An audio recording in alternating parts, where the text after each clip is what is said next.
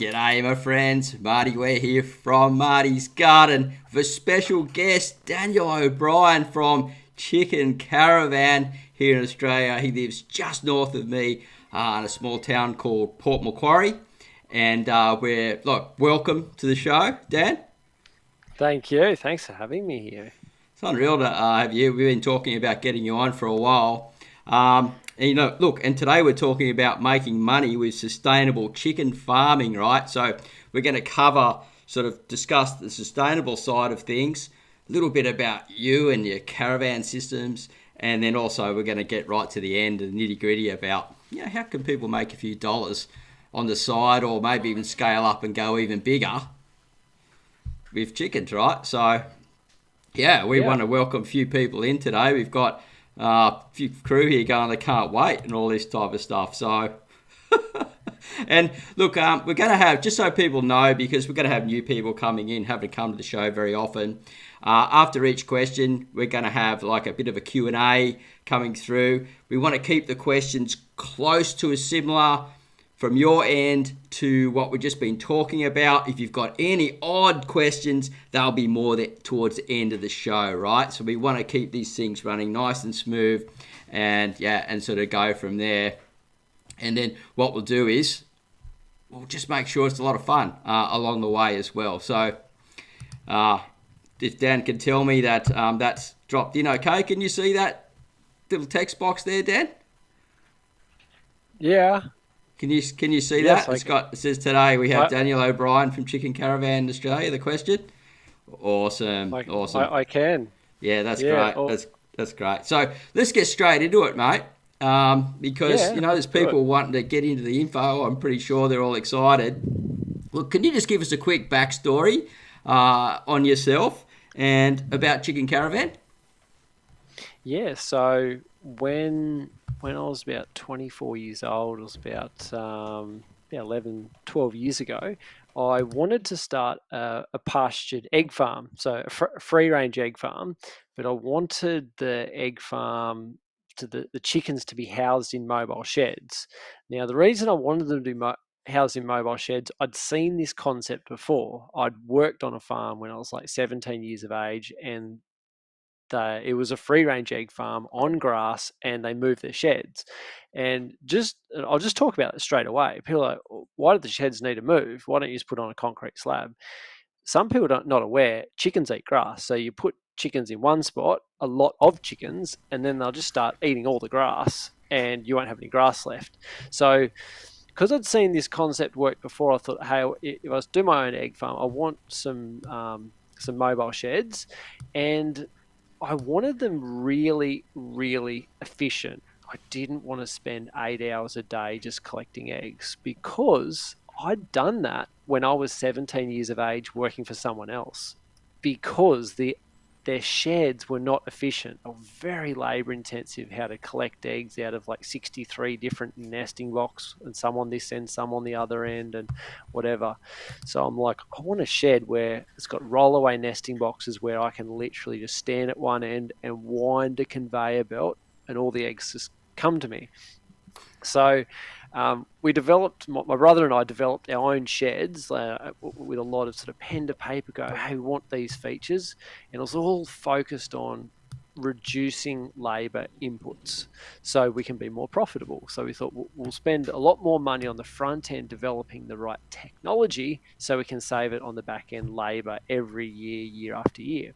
So we built a few sheds for ourselves, and then a few people saw these sheds for us and goes, "Do you guys sell these?" And we're like, "No, we just make them for ourselves." And they go, "Well, what does this do?" And go, "Well, that winds the eggs in." What does that do? Oh, that's where they lay their eggs. And they saw the conveyor belts and all this stuff. And we developed this ourselves. Like later on, years later, someone's like, "So whose design did you copy off? Like whose nesting box?" And we're like, no one's. We were the first to do this. And we didn't find out till years later, we were the first in the world to make a rollaway nesting box system for a mobile shed. So it means it can actually swing if it's on uneven ground. So that's what we did 10 years ago. And then we thought, okay, some other people might be interested. So we turned up to a trade show, made a YouTube video of our product, and we started selling a shed here, and 6 months later, another shed. And then we started helping farmers right around Australia get started in egg farming and set up profitable egg farms. So, yeah, so that's my bit of a backstory. And here we are, still doing that 11 years later. Yeah, yeah, that's awesome. I've heard that story a couple of times, but each time I hear it, I hear something new. So it's and you can always hear sort of what I love about what you do is I can always hear the passion of what you're involved in and how much you love it, and you, we've known each other a few years now, so I've watched a few of the new products things roll out and what you're doing here and moving from one farm to another. It's just been Yep. absolutely unreal. But what I want to do is go back a little bit in this story, right, Mm. and ask you Yep. about why did you choose chickens to start with? Because we have so many options these days. But I think if Yep. people go back and watch the last video that I did out at your property, they'll see that question answered. But Mm. via a live show, I think this gives people also another opportunity to actually ask us questions about chickens as well. And as I was going to say a crop because I do different types of Yeah. farming, but as a something that they have on the farm to make an income and things. So yeah, just tell me why chickens at the very beginning. Why did you choose those? I suppose first, it was probably more a passion thing of going. Chickens are cool. They're fun. They're easy. Like I'd work with cattle a bit, and as a kid or something, like cattle are a bit scary. Like those things are big. Like they could probably kill you. So, and sheep sort of seem to you go near them, they run away. So chickens sort of seem fun and go sort of easy. And then later on, when I got into chickens and working with them, and that I love getting this question, and not that I like answering it to convince people. I'm like, if you want to become a chicken farmer, that's up to you. I'm not to convince you. But if you're going, we really want to, but we might do something else. This is what I love about chickens. So, being a, let's just say we're talking to a veggie farmer, and I say, okay, so let's compare vegetables to chickens. So you put the tractor across and you've rotary hoed, and then you've rotary hoed it again to make sure there's no weeds, and you've put all the seeds in, and you've got those nice little seedlings up, and they're about that tall. They're about the height of your finger. And hail comes through. You get a hailstorm. Now, Marty, what that means. That Yeah, means anything that's that tall in a hail, it's gone. It's all yeah, over. It's start again. You might not have to rotary hoe it, but you've got to get the seeder out and you've got to start again. So risk, you've just wiped out your whole crop just with hail. And that can happen to as not just like seedlings, that can happen to an avocado orchard with like little avocado, like you've worked with avocados. I've yeah. worked with avocados where you've got like little fruit where they're the size of a marble or even a bit bigger, and hail comes through and it can just strip your trees. Like leaves come off, fruit comes off, and you go, that's just cost True. someone $200,000. So when we're looking at orchards and vegetable crops, there's risk with hail, and it does happen. Then on the other hand, let's just go to cattle. Cattle are good. You just put them out in the paddock, they eat grass. Well, let's just buy two cows today, a boy and a girl, and then um, the female cow, she gets pregnant. Now it's 9 months before she has a calf, and then it could be 9 months to a year or something before you're selling that calf. So your return on investment, you just want to hope that when you buy them, it's going to stay alive, and you want to hope that the cattle prices are good 2 years from now. And I don't care how long you've been in the cattle industry, you're not going to know how good the prices are 2 years from now. Yeah, very So I've true. sort of put a bit of context from like growing little seedlings to cattle, and then you get chickens. You can go get in Australia point of lay chickens for between $14 and $22 each. They're going to start laying in about 6 weeks, depending on how old they are. And once they start laying, within 42 days, they've paid for themselves. Meaning, if you have that chicken after it starts laying, if it lives for 43 days and you've sold all the eggs that she's laid in those 43 days, and it dies on day 43, you've actually covered your costs. Okay. Which I think is incredible. Yeah. So what now we've sent chicken caravans all over the place, but there was a stage like in the early days where I would deliver every chicken caravan and I'd help the farmer with a bit of a marketing strategy and sell their eggs. And most farms, I can't say everyone because like we got a lot of them, but a lot of them, I'd say 80% when I say a lot, they were profitable within 6 weeks of their first egg being laid. And when I say profitable, they're paying wages, they're paying back their caravan, they're paying for their feed, egg cartons and everything, profitable within 6 weeks. There's not too many agricultural enterprises that can do that. And even outside of agriculture, go find me a business. Like go open a cafe. But they say most businesses aren't profitable in the first couple of years. So that's probably a long answer, but hopefully anyone that's sort of going, could this make money? Yeah, go look at some of the other options out there and then look at egg laying chickens. They're pretty good. Return on investment and speed of it on investment, incredible.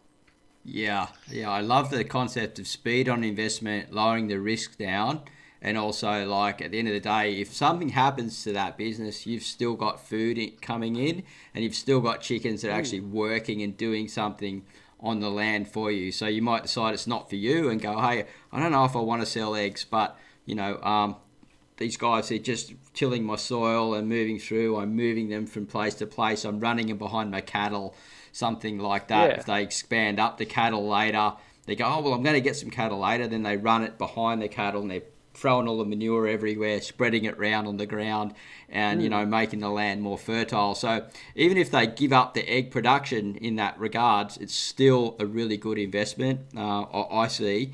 And I just remember when we spoke about on the little sort of documentary that I made with you recently, you mentioned that they were just a really good entry level into getting started on a small farm or, like a micro farm like what I do. It's maybe a fenced off so you're not bothering the neighbours.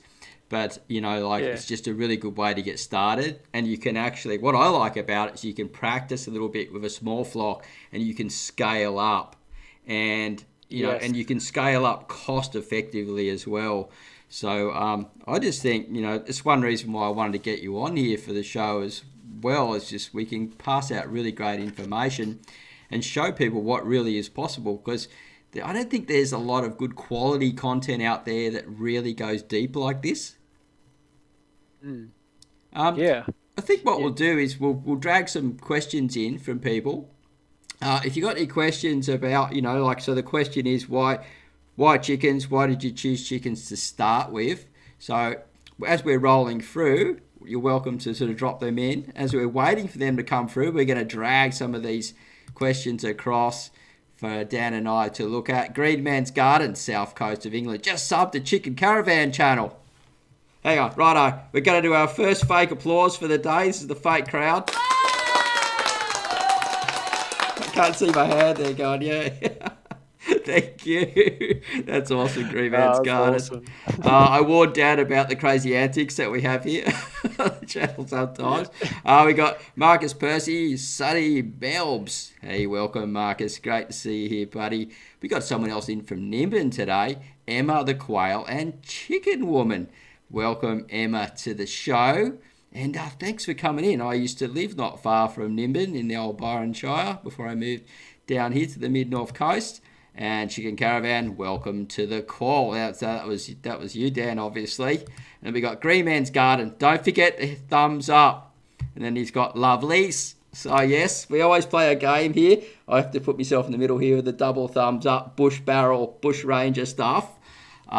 We try and keep thumbs up above what we got views coming in. So we got 41 viewers at the moment, 17 thumbs up. So we got a way to go, guys. We need something like another, how do we do our math on that? So someone throw it in, what we need extra on thumbs up on that one. We've got a lot of new people coming into the show, so they're not used to how we run things. But if you haven't thumbed it up yet, what it does, guys, it lets YouTube know this is a popular live show, puts it out to more people. This helps support Marty's Garden. And also, for Dan for giving his time here to coming across and giving his valuable information to us all for free, right? So he charges, like generally this stuff isn't always free from him. So we thank him for coming. And we've got Weed O Man 1971 Minimba. So yeah, let us know where you're from. If it's freezing, if it's snowing, whatever's going on there, we'd love to hear from you. And remember, we're talking about chickens. Why did you choose chickens to start with? Then we'll move into the next question, which is about automation of the caravans. This is really exciting.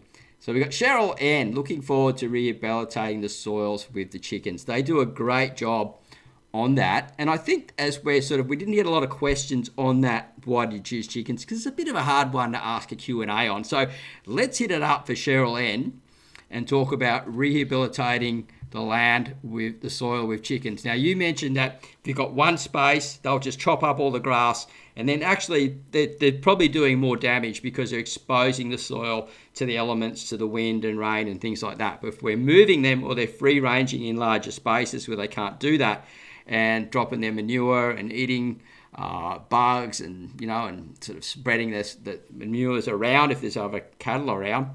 So is there anything you can add to that, Dan, do you think?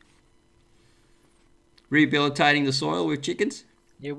What's interesting with, helping the soil and such. When I started, I had this thought that everyone who would be getting a chicken caravan, they're getting it so they can produce eggs. They want to sell eggs, and that was sort of my I suppose my viewpoint, because that's sort of how I came to it. It goes, I think this is a good business. People like good eggs. We should do this. And what was interesting over the years, I would mix with some of call them like the permaculture experts, like permaculture consultants. That someone would get in, they're setting up a farm, they get an expert in, and they would go through all the things that the farm needs, and they goes, I think you need chickens because they'll disturb soil, and they'll have they'll put their manure down, and they'll spread the cow pats and everything. And then the last thing on that list, and by the way, there's a byproduct called eggs, and I'm just like, what? So they looked at it from the different. Their focus was, hey, how can we improve the land with chickens? So then we had people which are like, I'm actually wanting to buy the chickens to have the chickens. I don't really care too much about the eggs. And I'm just like, that's a bit strange. Like, what do you mean? Like, I sort of understood it, but I'm like, hey, like, share some more detail. And we had customers, they're saying, we're spending $15,000 a year on chicken manure. Like, they're bringing it in so they can spread on the paddocks. So they're like, why don't we just bring the chickens onto the paddock and sell the eggs, have a profitable business and get the same result? So chickens are a great animal for that on a large and small scale. Like, I love having sort of my own chicken caravan 30, and I might only have, say, 20 chickens in it sometimes, and just moving it slowly around an area, and I move it before the ground's bare, but I make sure they have a lot of impact. And then you look back sort of after 6 weeks, and you've got these big, thick, lush grass. You don't have weeds because like the good quality pastures just choke them out. And it's just like no synthetic fertilizers. I didn't have to put a big spray tank on the back of a diesel tractor and spray something out. It's just like, I'm just moving chickens. I'm giving them chicken feed. They're giving me eggs, and then they're giving me this beautiful, rich green grass. Yeah, so just to stop in there for a second. So it probably works out cheaper than doing a lot of different other fertilization methods where possibly you've got to actually put your labour time in there as well, right? I'm just looking at the perspective of going into bad land, and it is a bit barren, and you're putting the chickens in there, going and scratching around and dropping their manure and stuff, and then you move them quickly and cover it with some mulch or something like that, and you've done a job that maybe you might have been there all their day digging and tilling and all that. So they can do a few different types of jobs, eh? Yeah, that's right. And we've had people that like they're running a cattle operation. They get the chickens in, and to start with, they're going, hang on, like chickens eat grass, which I covered about 10 minutes ago. Some people don't realise they actually eat grass. Yeah, they don't eat just grass. They need feed. But this particular person, he brought it into, it was actually a dairy farm, so cattle, and goes, hang on, I didn't realise how much grass they ate. And it's like, I need to relook at my cell grazing management because I've got like 900 chickens now, which I need to give grass to. But then after a year, where it was the case, the first year was like, hang on, like they're eating the grass, which I sort of need for the cattle, and sort of having to juggle it around and trying to keep the cattle in front of the chickens so they've got the grass. But then after the year, the tables turn. They're like, I've got so much more grass now because I've got the chickens. If he wanted to, he can probably run more cattle. Ah, so they help with scale as well. Help me.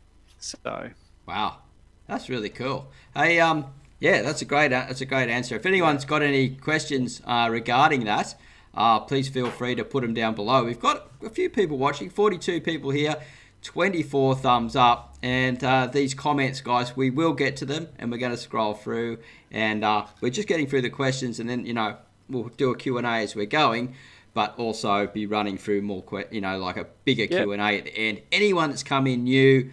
Halfway through, you can always watch the other questions, and I will be dividing these videos up into sections if they run it well and running them back out on the channel later, because there's going to be so much information here. It's going to be hard to consume it all in one go. But we've had something very special from Owain's Worm Farm, so we want to give them a huge shout out here and a huge thank you. Owain's Worm Farm, Super Chat, £4.49 from Owain's Worm Farm. I said that again. I'll say that again, Owain's Worm Farm. And yeah, go and check them out, guys. Good evening here, everyone from Wales. Hope everyone and everything is going okay. Hey, man, thank you very much. We appreciate you. I appreciate you. And you know what happens here is we give the fake applause.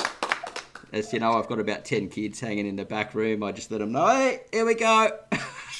It's not really pre-recorded. And, no, just joking.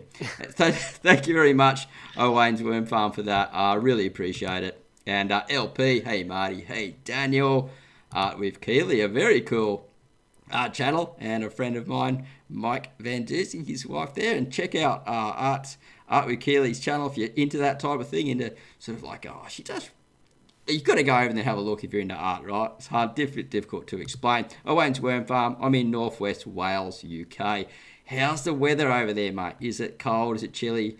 I'm hearing there's some snow coming down. We got Hippie Chippies from Broadwater, New South Wales. Not far up the coast from us. Just a few hours. G'day, Hippie Chippies. Love the profile photo, mate. That's really cool. And thanks for dropping in. Green Man's Garden. Cheers, Owain. Hope you and the worms are well. Occasionally we get people drop comments and say g'day, and we've got a really good community in here. Predominantly we talk about compost worms, composting, worm farming, and using all that to grow plants. And, like if you've been watching me for a long time, I'm very interested in farming. I'm a micro farmer and into organics, and we like to sort of spread it around a bit and have people like Dan from Chicken Caravan from Port Macquarie on the show. So again, if you're just coming in new, this is my friend Daniel, and he runs a company called Chicken Caravan, and he makes these amazing portable houses that these chickens move around from, and lots of people use them, from permaculturists, people with small backyard, good sized backyard, different things. And yeah, we just want to welcome him again if you've only just come in to join the show. Vermicompost, learn by doing. Hello everyone, I'm watching from Florida, USA, and I'm also an O'Brien. Hey, another O'Brien. Hey, Paddy. Good to see you here, mate. Look, thanks heaps for coming. We're going to drop another question here to Dan. Now, we've just talked about, his backstory, why did you choose chickens, but the next thing is that in his backstory, the growth of this has been amazing, and how they've made these systems better and better for you, and how it solves a lot of problem. So my next question for you, Dan, is the chicken caravans that you have, they're automated. May I ask why? Yeah, good question. There's enough jobs to do on a farm already. We didn't want to create something that is very labor intensive. So, and to go a bit more depth into that, when I was 17 years of age, I was working on a farm earning $500 a week, and probably 80% of what I did was collecting eggs, not packing eggs, sorting eggs, delivering eggs, cleaning eggs. It was more collecting eggs. And I remember looking at it and I'm like, we need to bring so much more efficiency to this system. Sometimes when you work for someone else, you have that thing, man, if I owned this business, what would I do?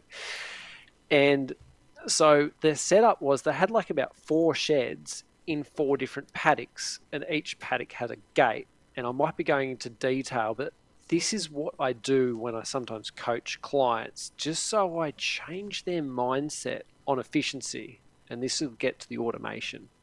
So I think there was 4 paddocks and there's a gate in and gate out. And so I'd be in a ute, a 4-wheel drive vehicle, and I'd pull up to the first gate. I stop the car, put the handbrake on, put it in neutral, open the door, hop out of the door, walk up to the gate, open the gate, walk back to the car, hop in the seat, close the door, drive through, stop the car, hop out of the car, close the gate, and go. So I've gone through it in sort of boring detail. So when I say that took 2 minutes of my day, you can go, oh, it actually took 2 minutes. Like to pull up to a gate, hop out, open the gate, drive through, close the gate, and go. Collect the eggs, and then I've got to come back. So I've wasted 4 minutes just there. Now you can do the maths. You times that by 4 paddocks, and some of those eggs needed collecting 3 times a day because they didn't have a good layer box system. All the eggs were laid in a nesting box, and when you've got hundreds of chickens, you could have 12 eggs in there, and the chickens go, that's the good place to lay my eggs. There's 12 eggs in there. I better add 1 more. And then you go 13 and 14 and 15. It gets to a stage where one of the hens goes, I want to lay my egg there. Irrelevant to the spare nesting boxes with no eggs, I want to lay them in there. And then you get a broken egg. So then when I'm coming along to collect eggs and I put my hand in there and my fingers just go into a broken egg, and I've got egg white and egg shell and egg yolk all over my fingers, and now it's all over the other eggs, and those eggs are sitting in straw and sawdust. Now I've got to pull all those eggs out, put them in a separate tray because they're going to need washing, and then I've got to get a little scraper and I've got to scrape out all the straw and all the sawdust and let that nesting box dry out. So you can get a bit of a picture of the inefficiencies. So you've got 4 sheds in 4 paddocks that you've got to go visit 3 times a day, and you've got nesting boxes on one end of the shed and nesting box on the other. So when you add it up, I think I worked out I'm spending like 56 minutes a day just opening and closing gates. So you look at it, go, should we put in an electric gate, an automatic gate? So with our system, over time we've developed it. We've got electric chicken fencing, so we just move the fences and you can just step right over it. So you just pull up the vehicle right on the outside of it and you just step over it. Turn the fence off and step over it. Yeah, I've done that. Go so yeah, it's not hard. Yeah, it's quick. It's pretty fast. Our nesting boxes are roll away. So the chickens lay the egg here. It rolls down onto a conveyor belt. So it doesn't matter if this nesting box has 20 or 30 or 40 eggs. The eggs roll out of the way. So I don't need to now worry about a hen stepping on that egg and breaking it. When I arrive, I look down the conveyor belt, I see nothing but eggs. I put a handle, a winder handle, and we can make it automatic, but we don't want things to go wrong. We just simply wind it by hand, put the eggs in the carton. So I can collect about 400 eggs in 6 minutes. Wow. So we just put them in trays, put another tray on, put 30 eggs on, another tray, and then I just carry out the crate of eggs, and I see those chickens tomorrow. It's a once a day thing. Wow. So efficiency again. I'm always looking at, if you're small and you want to expand out a little bit, efficiency can bring you to scale because you're saving time. Yeah. Yeah, Wow. absolutely. So whenever I'm coaching a client that wants to make money out of eggs, because some people go, I just want some eggs. I want some chickens for fun. They're going to give me some eggs. It'll be fun. And yeah, I don't want to say to those, okay, when you go feed your chickens, I don't want it to take any longer than 6 minutes because, like, maybe I want to spend 15 minutes with my chickens. That's cool.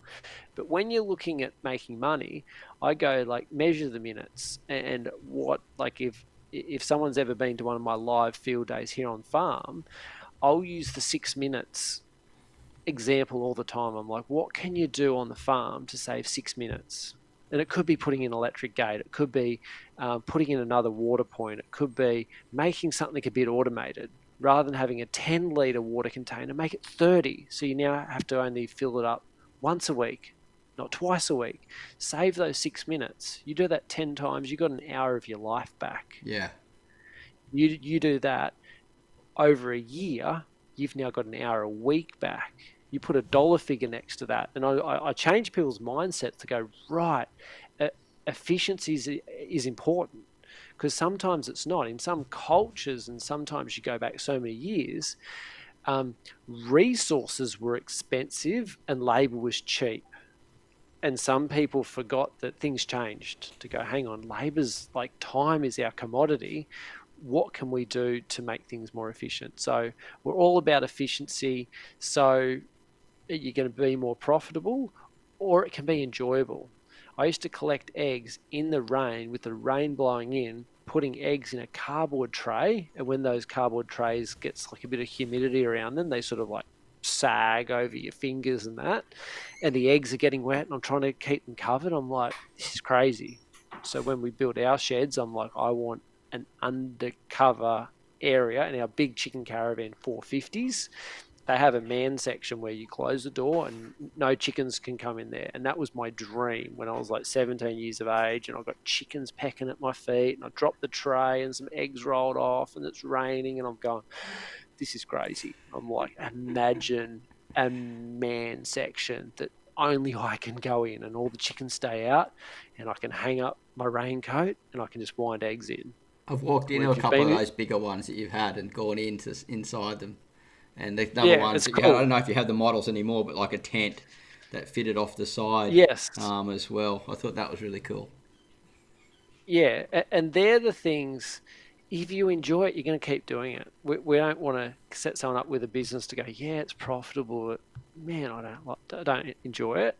Like, I love the story from the farmers when they say, I go up to the front gate at 20 past 3 and I pick up the kids on the quad bike off the school bus and I drop them at home and they get their farm clothes on and then we go down the paddock and they drop one kid at this caravan, one kid there and one kid. And the kids can get involved because it's easy. Like you Mm. can't do that if you're running like a beef stud and you go, Yeah, right, I too go in with the dangerous. stud bulls and like sort them out. So it's like, and it's enjoyable. The kids are like, yeah, this is fun. They can catch some chickens. They can check on the feed. And we've engineered everything we do for a 12-year-old. Can a 12-year-old do it? If not, we're like back to the drawing board. We need to Yeah, make it easier. yeah, So we don't have some crazy, big, heavy lifting thing. Go, let's make this fun. yeah. So really bringing this sort of like old type of farming into the new millennial or whatever we want to call it. I love Yeah, the concept. What I really like is that because I've had chickens off and on for last 5 years, and we get foxes here in Australia, and predominantly where I've got dingoes here we live, and foxes as well. And if they don't go away at night, the foxes will eventually get them one night. It's just a matter of yeah, time. The foxes will get them. Unfortunately, I moved my chickens across to the road to my friend's place. They left the gate open one night. They didn't put the chickens away, and the foxes got them. So Henrietta, and that, unfortunately, we lost those chickens. But you guys have got a solar system, right? That the yeah, door opens and closes, which is yeah, just brilliant. yeah. So we've got on the Chicken Caravan 30. So that holds 30 hens. Um, it's got a system. So first we say put electric fence around them. So it's a mobile electric fence. and that's your first barrier of protection. So a fox comes up, they touch that, they go bang. Hopefully they get an experience to remember to don't come back near my Can I just stop chickens. you for a second there, Dan? I think we've got a bit of background noise coming back in yours. Yeah, righto. Could you just check that because it's quite interfering with the sound? Have you got someone talking behind you? Yeah, Can't I do much about do at that. the moment. Okay, that's okay. Yeah, No no, worries. not at the moment. So Okay. what we were at was So, sort of like talking about, like you've got the fence around the outside to stop obviously foxes and things. I was talking about yeah, the doors opening and closing, yeah, which I thought was really yeah. cool. So the next thing, yeah, we've got the automatic doors that will open up in the morning and lock them away at night. So we still use the electric chicken fence, but it's just another barrier of protection. Like if a branch fell over it or you forgot to turn on or something, the door's closed and it's fox proof. And there's Yeah, little things we actually put in our design, and we don't blow trumpets about it. But one of the things in our Chicken Caravan 30 and our Chicken Caravan 10 that not many people know about it, maybe not even people that own them, it's got a double mesh floor. And someone that owns it goes, oh, why has it got a double mesh floor? That's if your fence fails, a branch falls over it, the door's closed, and a fox comes up underneath. It's got two layers of mesh. It can't actually just poke its head through, even though the mesh is small. If there was a chicken sitting on the mesh, it might be able to pull a leg through or something. Well, it can't. There's a gap. So even that, they're things we just put into the design to try and make it better and better, so our customers get a positive experience and their hens are safe. yeah. Wow, that's awesome. That's really cool. Love that. Hey, can I? I'm going to drop across some more people here. Um, Yeah. we've got LP. I can't have chickens, but I really like the idea of finding a chicken farmer to buy eggs and even chicken meat from the US. Look, always about supporting local, even more so now in this coming age of the way everything is. We don't really need to get too deep into that, but if we can support local, that also helps our food security. I was just in at local Woolies yesterday because of everything that's going down at the moment. There wasn't even any onions on the shelf. It's the first time in my life I've seen no onions. There was all these other things missing, and I've gone, thank goodness I've got like a whole lot of sort of different types of the onion family growing in my backyard. And if we support local and those people locally, like they're our income coming in, we're actually creating our own food security locally. So there's more to it than just buying local, I believe. So yeah, LP, mate, great thing to say for sure. Daniel, g'day guys, Bendigo, Victoria. Hey Dan and Marty from Northeast Victoria. And the Garden Kings, Scotty and Gabby. How you going, mate? Hello from Sydney. Sunny Sydney at the moment. We're right in the middle of summer. Super chat again. Now, is that a double super chat? A Wayne's Worm Farm. Are there any breeds of chickens lay more eggs than others? Which are the best for meat? All right, that one's for you, Dan. At first, before we do that, I'm going to read this question out again. We've got to do an applause. We cannot let this go past, right? You ready? 1, 2, 3.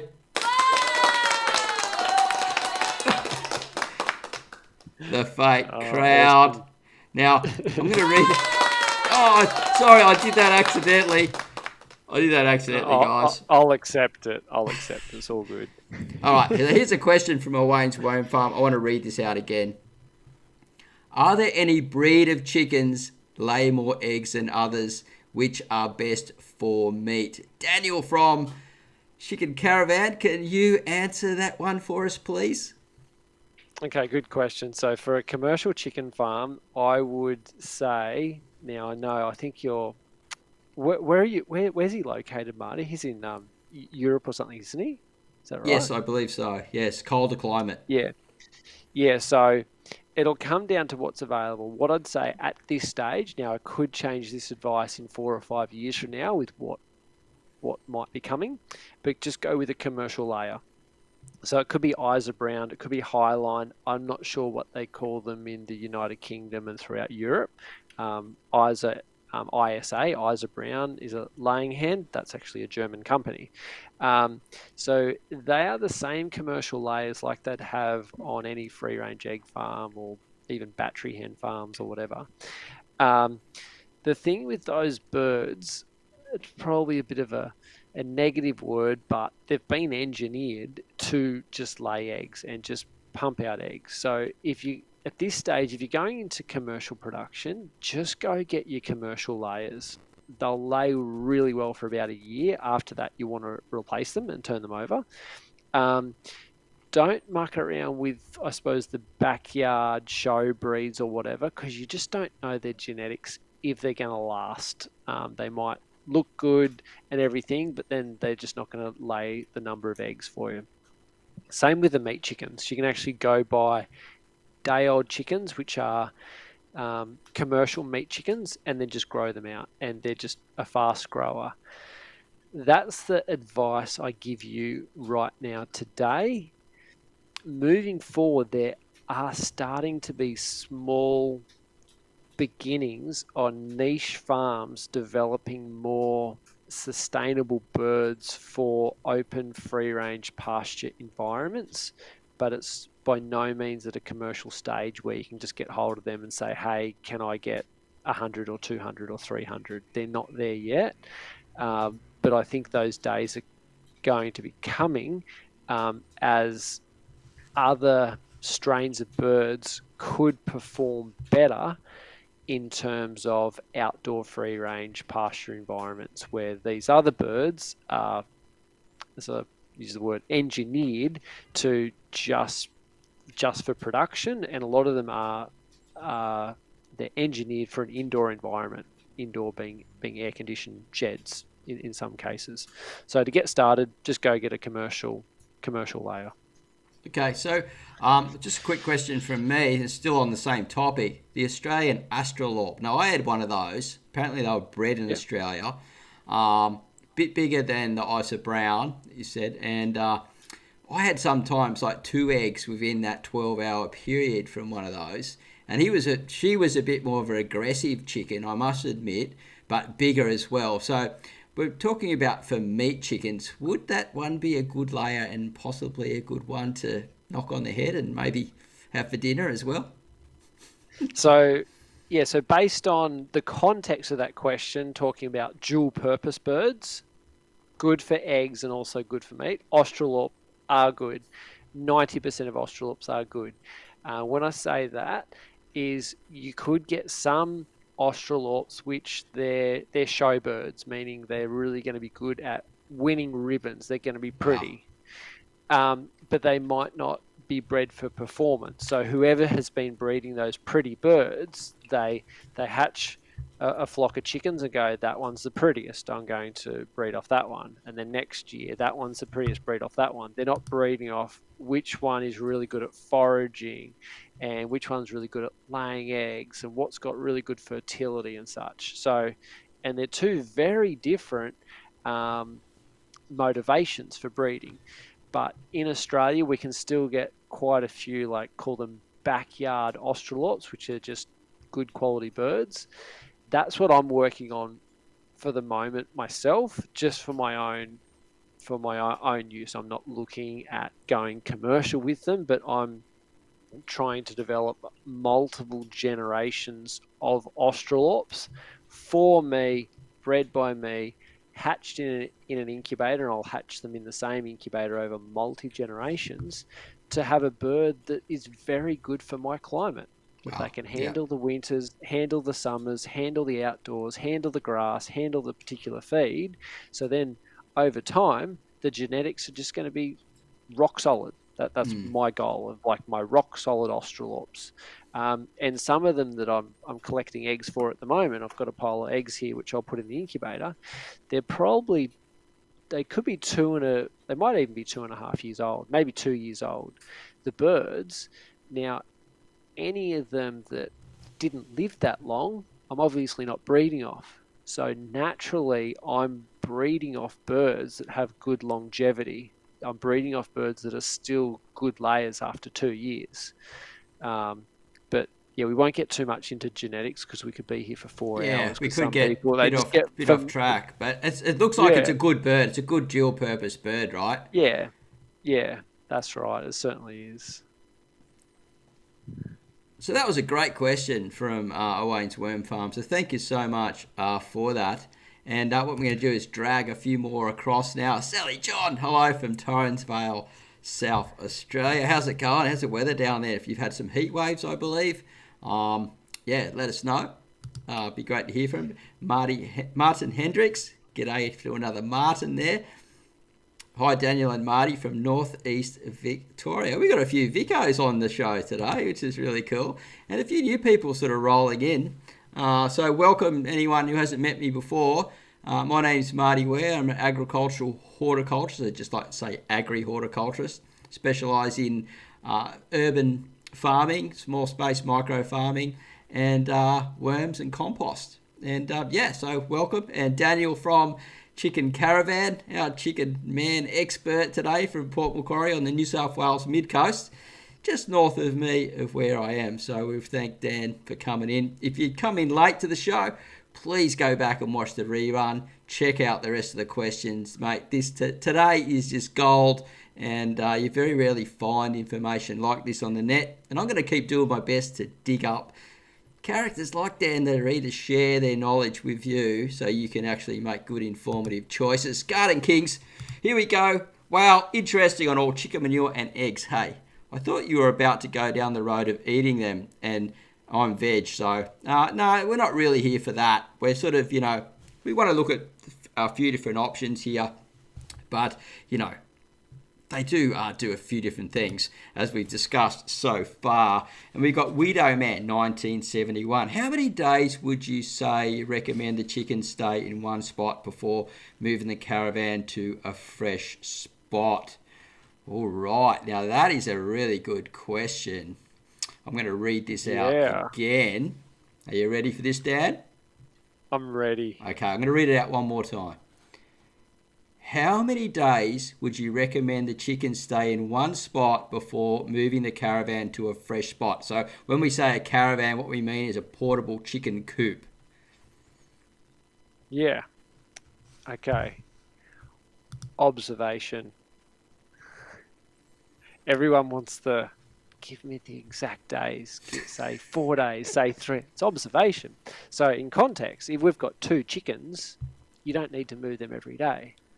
If you've got 450 chickens, it's probably every 2 to 3 days.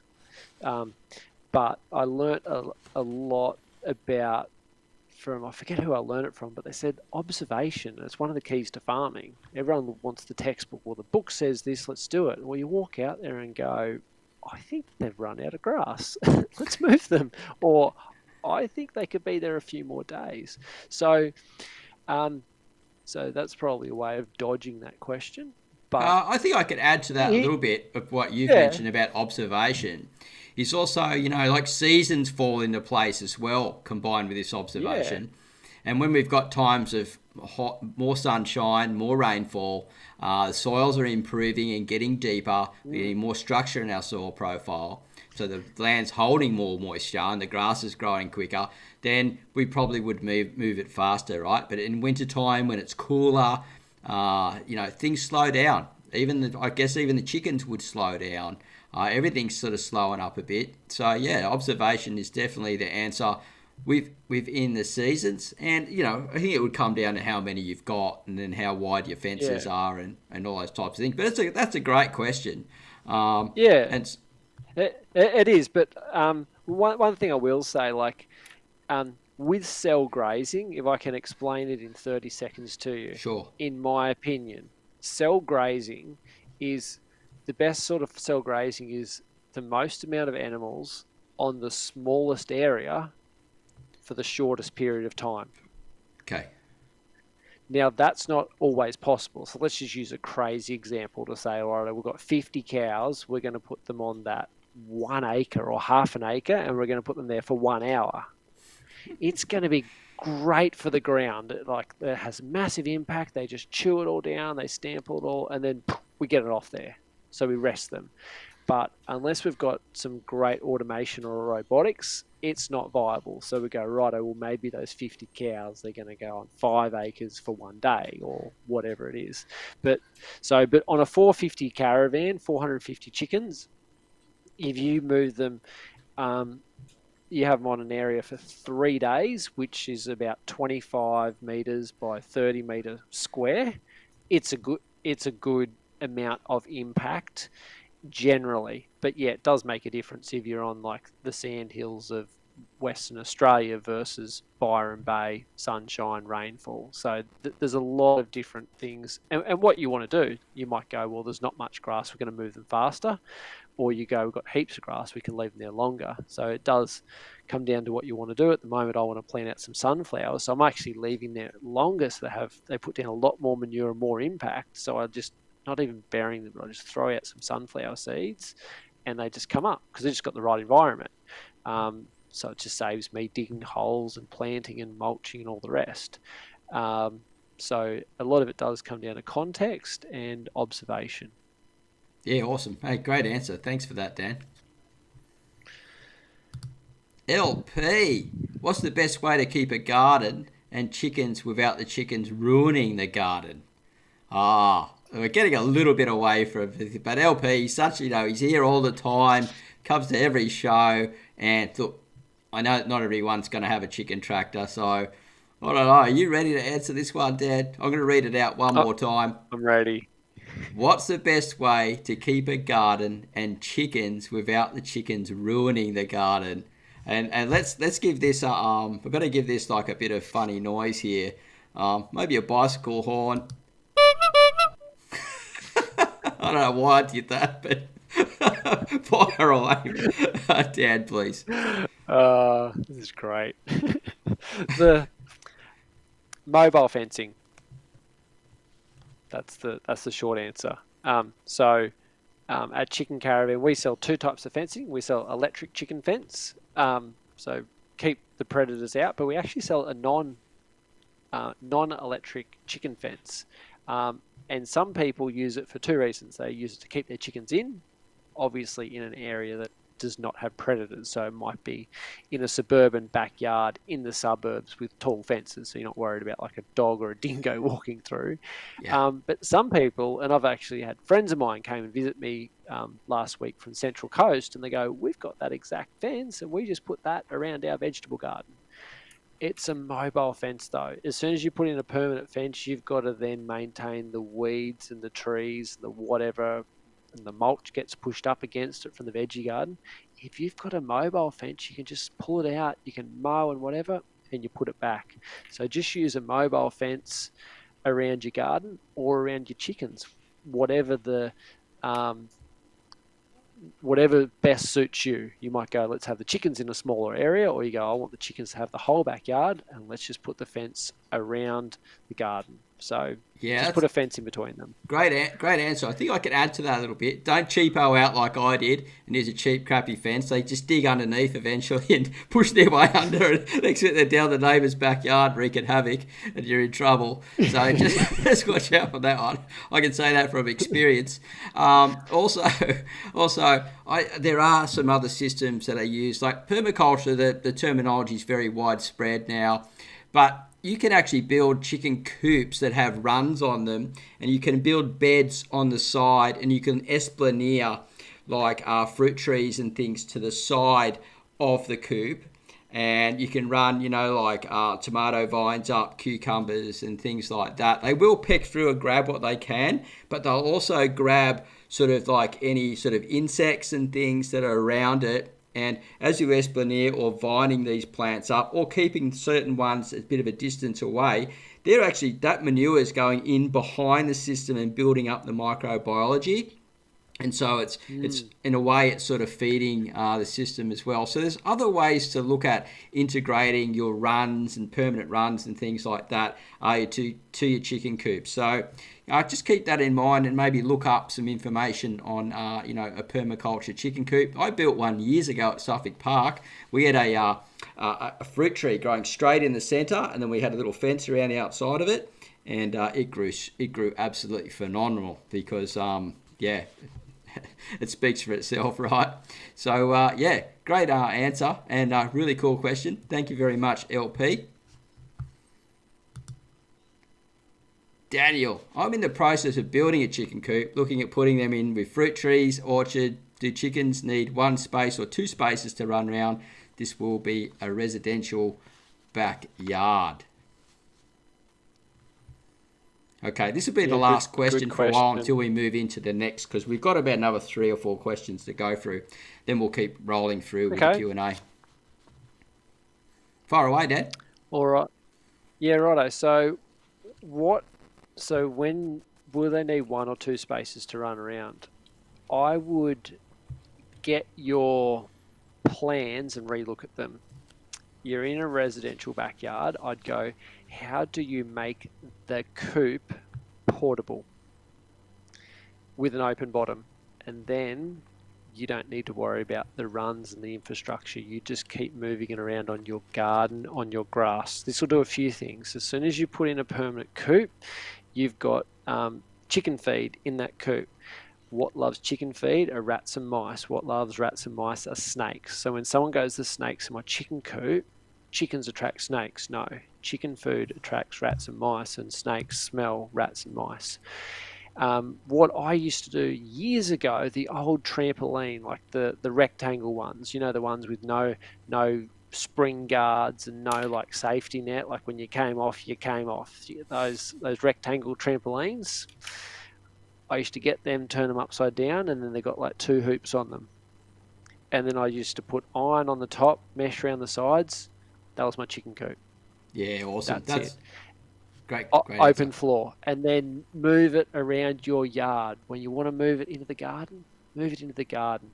That way you don't have manure build up. Like when it rains, you don't have the smell of it all. So yeah, it might not work in your context, but that's what I would strongly recommend you do. Make sure it's portable. Yeah, awesome. That's a great answer. Thanks for that, Dan. We've got another one here. Chicken Caravan is the best system to keep chickens. Unfortunately, I can't afford it, but love the system. So maybe something like Dan just mentioned with the portable, what do you call it? The jumping. What do you call it? Trampoline, yeah. Right? Because you can get small ones as well, different sizes. And, you know, like recently you've just bought out the Chicken Caravan 10, so that would be an option for smaller people and stuff like that. And that's just being launched, I believe. So, you know, there are other ways and other options if currently you just can't afford something like that. But Emma the Quail and Chicken Woman. I love my chickens for getting my garden soil all ready for planting. Do you have any tips on getting the chickens to eat the bugs in my garden without destroying it? Now, Dan, before we fire away, I just want to read this out one more time because I'm going to be able to add a little bit to this too. So this will be the last question before we get to, we want to talk about people moving onto the land. And, you know, like it's been really informative and we've already been going into an hour now. So it's been insane. 37 people watching, 38 thumbs up. Thank you so much for coming, everyone. And yeah, I'm just going to read out this question one more time. I love my chickens for getting my garden soil all ready for planting. Do you have any tips on getting the chickens to eat the bugs in my garden without destroying it? So one of the things you can do, if your garden is in rows, and we talked about portable chicken fencing, it can be non-electric. So you have a row here and you've got your cucumbers planted in that row or whatever it is. You do not want your chickens to touch those. But if you do a fence up against it right there, you can run the chickens on this side. Or you could have a chicken coop with like an open floor and you just can move it really, really close. So at the moment, I've got, 50 chickens I'm growing out and they're sitting about 30 centimetres away, about a foot away from some banner grass and eucalyptus trees I've planted. Now, I can keep them that far apart because on the edge of the coop is a fence. So I can just, it's a mobile coop. It's got an open floor and I can keep them really, really close. So they're putting down lots of nutrients, but they're not scratching away at the roots right on my bennegrass, on my eucalypt. So that's what I'd recommend. But this could be a really good question for you, Marty. So I'd love to hear what you have to say. I think we need to be managed properly. I love the concept of moving them portably if we can, and also letting them run into different areas of the garden at different times of the season, and having sections such as runs and things where we esplanade trees on and plants and run vines up and things like that. But I also look at the concept of having the portable fence, and then you're getting ready to plant out your garden beforehand, so you're running the chickens in there first, and then you're letting them go through and do their job, sort of thing. And then you actually move, like what you're saying, standing onto it, having them near the side. So if there's any little bugs flying around or jumping around, whatever, as soon as they get near the coop, bang, the chickens are going to get them. So that's going to keep that down. And so the last bit is, it says to eat the bugs in my garden without destroying it. Now, the thing about the bugs in the garden, we need to look at it a little bit differently. We need to look at having beneficial insects as well as herbivores, which are the ones that eat our crops. We've got that good balance going. We very rarely find that we have problems. We might only lose around about 5 to 10% of our crops. So I'd look at more of having more diversity in your garden and using the chickens as a way to more sort of fertilize it than more of a pest control. They are good at pest control, but probably better under orchards and things like that, where you've got big trees. They can fly up in the tree and stuff, but they're not doing a lot of damage and digging around and so much. They're actually grabbing the fruit that's dropped down below and eating the fruit fly and things. So they're not so great in small crop stuff, but in larger crop situations, we've got big permaculture forests already going, nice big orchards going. Perfect for that, for running around. But small spaces, we need to contain them, move them efficiently, and use them accordingly to manage them in the system. So hopefully that answers your question, Emma, and that everyone watching is getting a lot of value out of this. 37 thumbs up, 37 people watching, 42 thumbs up. And we got another question coming from Daniel from Chicken Caravan on Port Macquarie on the mid-north coast, just north of me in New South Wales, Australia. Now, this is a really interesting question, guys, because this is happening right now all around the globe. So this one is gold. So stay tuned for this one, guys. Here we go, Dan. Are you ready? Are you ready for the big question? He's sitting there. He's sitting there ready. I can't hear, mate. You've gone muted. There we go. Sorry, I was muted. No worries, mate. So I didn't want to distract anyone from your awesome answer, so I muted myself, mate. Cheers, man. Hey, listen, I've got a really good question for you. So I'm going to read it out right now. There are a lot of people moving onto the land at the moment from the cities. Are chickens a good way to get started for food and land generation for this new movement of people coming onto farms that have just never done it before? Is it really their best option? I'd say yes, but who knows? I might be biased, but I think so, because it's like, and if you've just tuned in and you haven't watched the first part, go back and watch the first part, and because it's where I talk about you could start a veggie garden, and it sort of sounds good, sounds easy.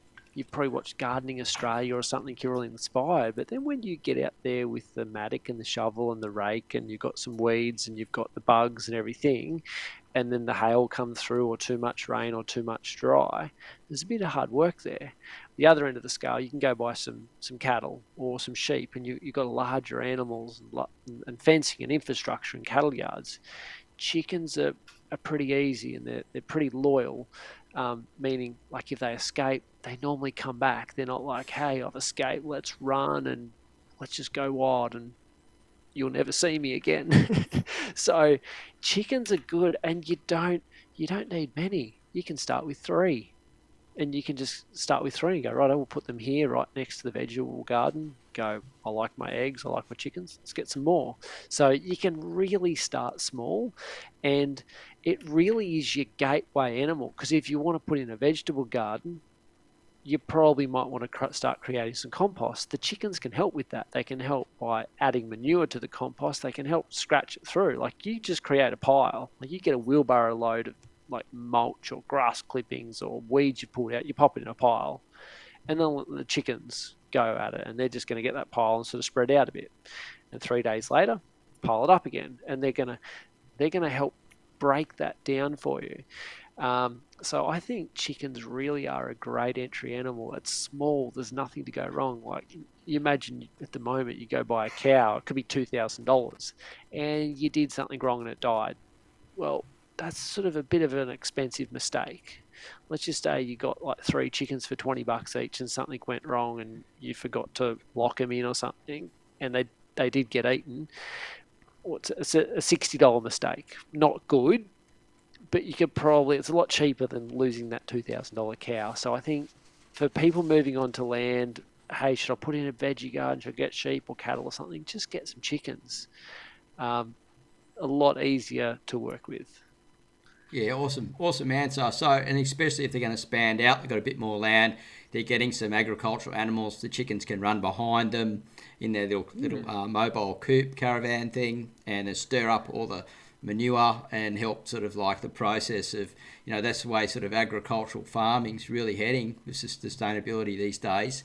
And so I love that concept. If I had some more land and some animals grazing, I would 100% be doing that for sure. So I think what we need to do now is move on to onto the next question, and then we'll answer some more of the Q&As here. But this is where we really sort of start getting into the nitty gritty of what's going on, because we need things to be financially stable, unless for some reason we've just got this income coming out of nowhere. And we can afford to just do whatever we like, and there's not that many people around the world that actually can do that, right? So we all need to make money, and it's got to be cost effective, or it's got to be pay itself in some way, if it can. Like, in some regards, like, for example, like the chickens cost you so much and you get so many eggs and you're just running even, then that's pretty good, because they're still working on your land and sort of, doing that job as well. So you're actually getting the value add to it from that. But I think we can take it one step further with the question, which is really based to what this video was about. So the question is, can you make money with chickens? If so, how? This is a big one, Dan. Yeah, absolutely. And one of the real life testimonies to that, like in the early days, I sort of knew exactly how many chicken caravans we'd sold, and I'd deliver them each one to the farmers and know all the farmers.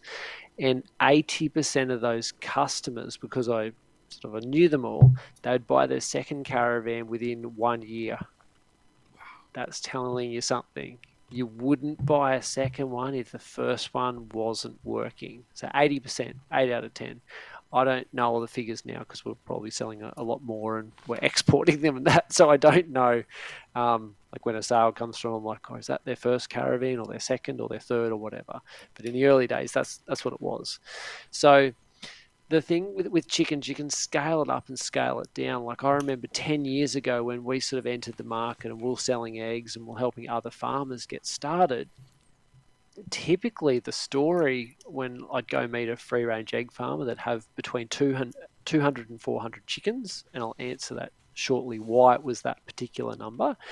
And you ask them, how'd you get started? Like, what's going on here? And they go, we got sort of 30 chickens, normally about 20 or 30 chickens sometime in the past, and we couldn't eat that many eggs, so we're just giving a few away. Then we started selling them, just friends at the tennis club or friends at sort of daycare or whatever, and then got to a stage where it's like, well, I want more eggs, and it's like, well, I'm only selling my excess. I don't have any more eggs. I was like, well, we want more eggs. They're like, well, go from 30 chickens to 50 chickens.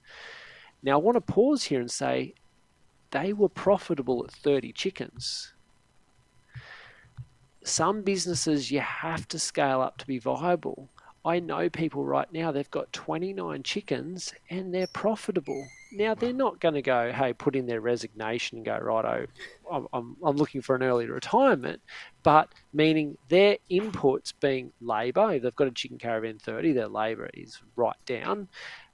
It's paying for all the feed. They're eating eggs themselves. They're selling the surplus eggs. The money is paying for everything. So then they can just scale up. Now, the reason back in the day where a lot of farms, they get to 200 or 400 chickens, they're profitable, it's going good. But then the scale factor is the labour going, they were washing a lot of eggs. They had to start collecting the eggs twice a day. And back what I was talking about, it got to a stage of actually being less efficient. And that's when I saw that going, hang on, if I want to scale this, I need sheds, a system, some technology, a Chicken Caravan to make it when I go out to the chickens, I just see them once a day. I collect the eggs, check the food, water, and get out of there. So absolutely, you can make money out of chickens. And the other side of that is the marketing. And we teach that. If someone joins our mailing list, I've got a training coming up probably the next 8 weeks where I do like a 5-day training where I go through and talk about the marketing. There's one thing to feed chickens and we collect eggs. How do we take it to market? And we're doing some incredible strategies. So one farm we're working with, we barely sell any eggs to retail stores. People go, well, how do you sell the eggs? And goes, we don't even sell them at farmers markets. We don't stand under a marquee for 6 hours on a Saturday.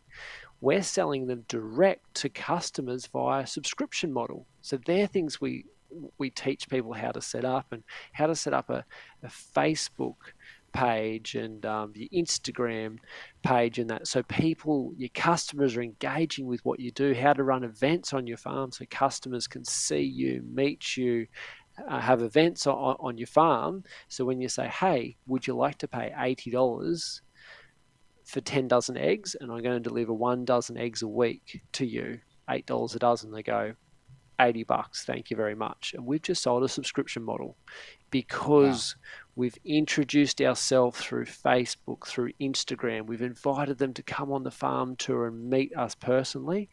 They know, like, and trust us. And then we put an offer in front of them. Would you like to buy some of the eggs from these chickens? It's $80 for the next 10 weeks. At the end of 10 weeks, if you don't like it, you don't have to continue. If you do, let's go for another 10 weeks. And most people go, sounds great to me.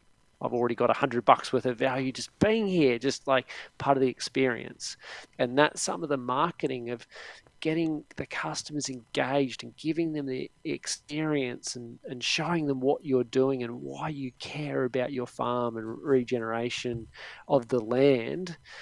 And people love that. They go, hang on, we've got a little bit of technical issue here. We'll get Dan back in a second. He'll come back. He'll be back. We'll just put it through here. For some reason he just cut off, but Dan will be back in a second. So we just rejoin him back in here and add him to the right. There we go. Sorry, mate. We got a little bit of technical issue there, but what we were talking about was, about sort of like setting up to sell the eggs, and then also the possibility that they can actually run events and workshops, things like that. With the day of social media and all those type of stuff, they can actually get their subscription models out if they take that choice. And if they run an event and then get a subscription model, there's possibility that people may pay in advance and will help cover costs to get started, right? If it's not a big, if it's like, say, like a GoFundMe thing where you're actually paying like half price for the first 3 months or something like that. I don't know if that's viable, but things like that, if you just think a little bit outside of the box, it can get you in the door. Because some people think, well, how do I raise the money? But, there are ways to raise, and you teach stuff like that. So that's really awesome. Absolutely. Great answer.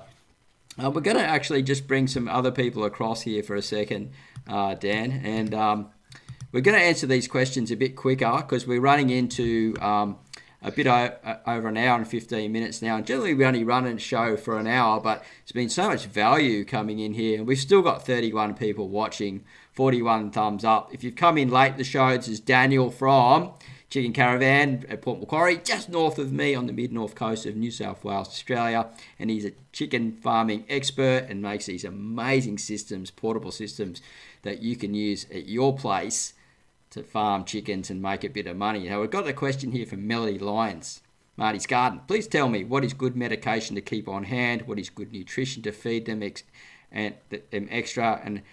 And what is good feed to grow for them? I think I can answer a couple of those. I think you can do maybe the medication one. I think for myself, from my point of view of this type of thing, is as much fresh food as possible if you've got it available. You can also sprout microgreens and things such as barley, wheat, stuff like, if you've got small amounts, grow them in trays like you would microgreens and feed them that way. That's one thing I did. Also, I used to sprout the organic greens. And so I got a little legume, little sprout on it that way. And it would swell up to 3 times as much than giving it the grain. And then I would feed it that way. And then I just let them out in the garden. And I found my chickens were super healthy, super beautiful looking things. I think if you've got them really healthy, then you don't need so much medication. But there is times when you would need medication. Now, I may have this wrong. This is only my point of view. So, Dan, have you got another way you can expand on this? Yeah, so with medication, it's interesting because I sometimes someone will get me in to advise on all aspects of the farm. They go, and have all these questions for me. And before I start consulting, I actually say I'm not an expert on biosecurity and medication because I don't have much experience in it, because I haven't needed to. And hopefully that's credibility in itself. I haven't had much disease issue, and all I can put it down to, it's either good luck or it's the fact that my chickens are moving. After 4, 5, 6, 7 days, new patch of grass, new patch of grass, new patch of grass. You want to find where parasites are, go find any environment of humans or animals or whatever and keep them in one spot. Right. Yeah, because they breed up there. Yeah, keep them moving. And that's one of the things I've had. Like, the sun kills a lot of diseases. So if you've got chickens in a big shed on a sawdust floor and you've got lots of chickens, say 80,000, 100,000, like a commercial lot, they really have to understand medication and biosecurity, because if something gets in there, that's a breeding ground. You've got them out in the open air with the sunshine, moving them every few days. Your disease chance is very low. Yeah, and that's a fact from every state of Australia and even around the world. I know you're in America, so keep them moving.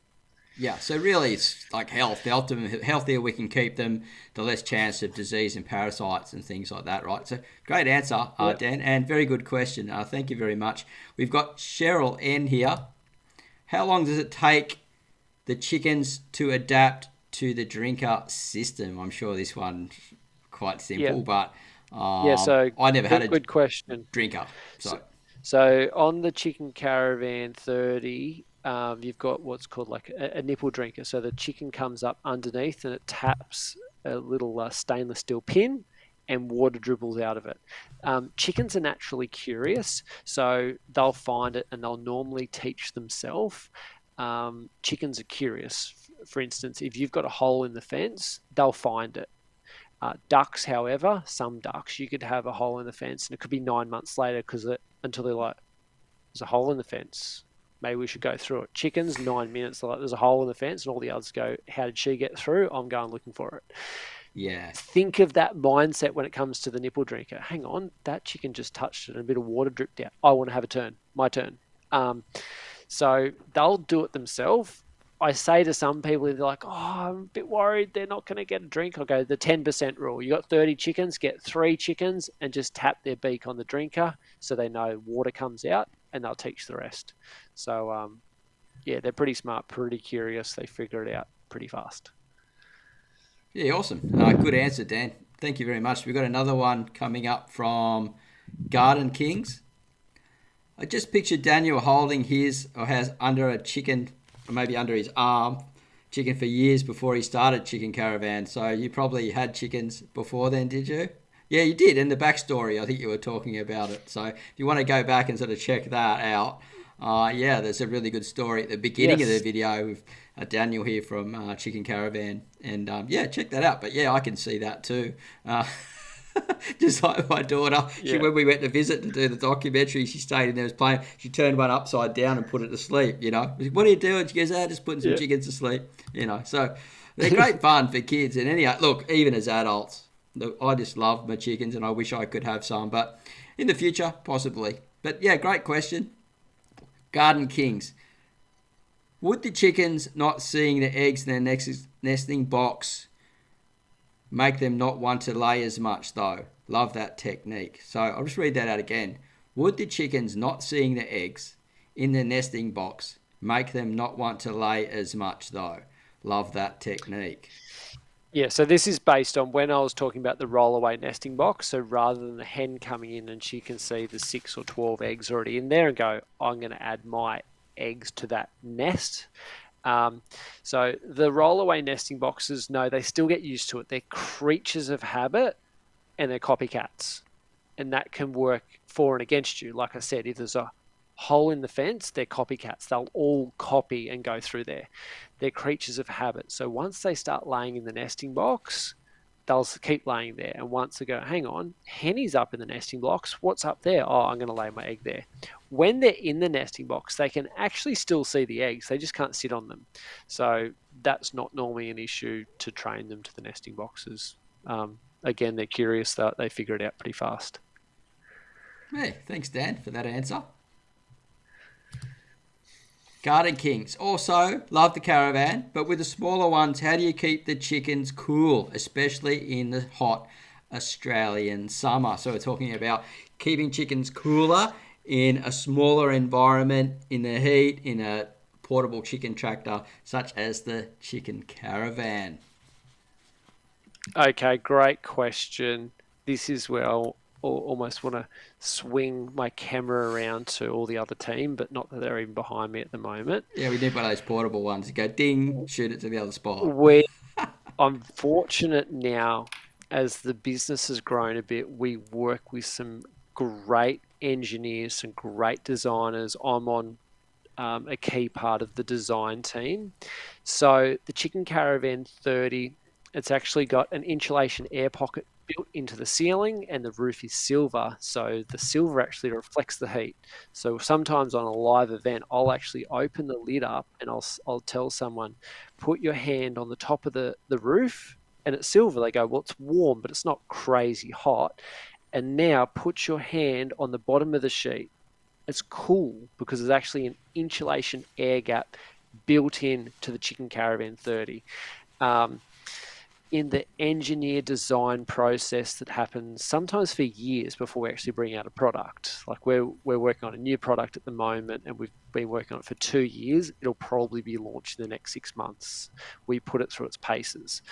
So one of the things we had was data logging thermometers. So we can put a thermometer in at different places inside the caravan, up high, down low, at the perches in the nest box, and it's data logging. So we can leave it there for 3 months, get it out, put it in the computer, and we can see day by day, hour by hour, all the thermometer, all the temperatures. So we can use that data, and we've tried different things of, do we put actual insulation? Do we do things? So the Chicken Caravan 30 is cool. I think I did see a comment somewhere, because I'm also scrolling through them, someone that's owned a Chicken Caravan. I'm not sure if it's in action yet, but if it is, tell me how you're going with the heat.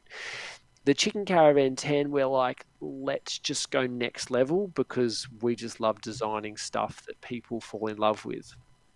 We've put a ceiling cavity, which is about that thick. It's an air pocket. So up in the chickens look up, and there's little holes up in the ceiling to let the hot air through. It's got a ceiling cavity, and on the top it's also got silver sheet that reflects a lot of the heat. And then we thought that's not enough. We put a thermostat in there and a solar electric fan that kicks in on a I don't know to laugh. thermostat. That's awesome. How cool is that? So when that temperature gets too hot, it'll actually suck the hot air out of the ceiling cavity, and pull the air right through the caravan, ensuring that your chickens are not hot. So yeah, we've thought about this and we've agonized and we've invented and designed and developed and innovated until we're like, right, these are not going to be hot boxes at all. So our chicken caravans are in full sun because we've only been at this farm for 8 months and we're still growing trees. We want to grow more trees. But in the 15-acre paddock or 12-acre paddock I got out there, there were 10 trees when I came here. Hopefully we can do another doco in a few years and you can go count the trees.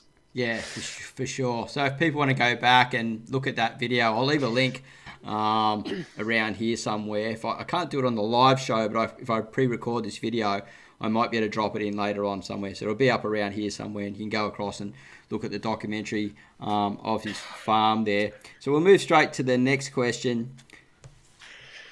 How many chickens would someone need for a small side hustle business? Okay, good question. 30 chickens, you can be profitable, meaning it's more eggs than you're going to eat, and you're going to start selling eggs. So 30, you can start selling it. I think 60 is sort of good because you can actually probably get a little bit of volume.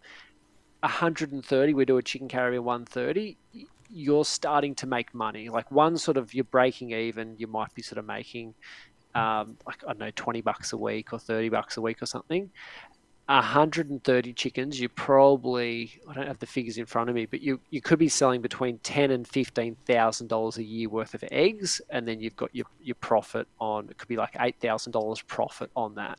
So that's sort of on 130 hens. So but to start with, I always say to people, I'd rather you get started and start small and you make a few mistakes, but you take some action than go, well, I'm going to get all my ducks lined up and in 5 years I'll start bigger. Go get 30 chickens. Go start selling some eggs. So your side hustle, you don't need many. Start with 30 and you look at your little spreadsheet and go, am I profitable? Am I making $5 a week or something? Yep. Go get 40. Make a few more. Go get more. So there's no number that you need. You obviously need to produce more eggs than you're eating. So if you're eating 12 eggs a week, you need to produce more than that. Yeah, okay. That's a really good, solid, honest answer, though.